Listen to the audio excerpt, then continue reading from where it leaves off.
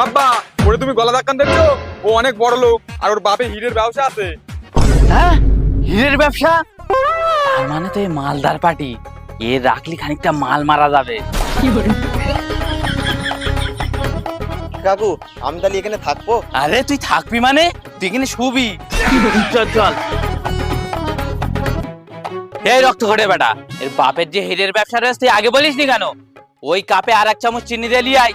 ঠিক আছে আব্বা। কাকা, নাইজেরিয়ায় তোমাদের শুধু হীরের ব্যবসা আছে না আরো অন্য ব্যবসা আছে? না না কাকু, ওখানে আমাদের আরেকটা ব্যবসা আছে, এসপার ব্যবসা। হ্যাঁ, কি পা? এসপা মানে ওখানকার লোকজনদের 3 নম্বর পায়ে আমরা তেল লাগাই।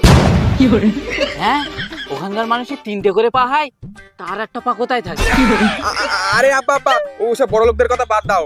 হ্যাঁ, বড় লোকের বড় বড় বাল। না মানে বড় লোকের বড় বড় চাল। এলে এলে তুই খা। লেখকা, চা খা চা খা। 2 চামচ চিনিতে চা করে লিয়েছি। তুই আমার কিপটে ভাবিস না জানো? তুমি যে কেন 2 চামচ চিনি দিচ্ছ তা আমি হাড়ে হাড়ে বুঝতে পারছি। তুমি যা মাল, শুধু পোঁত মারার তাল।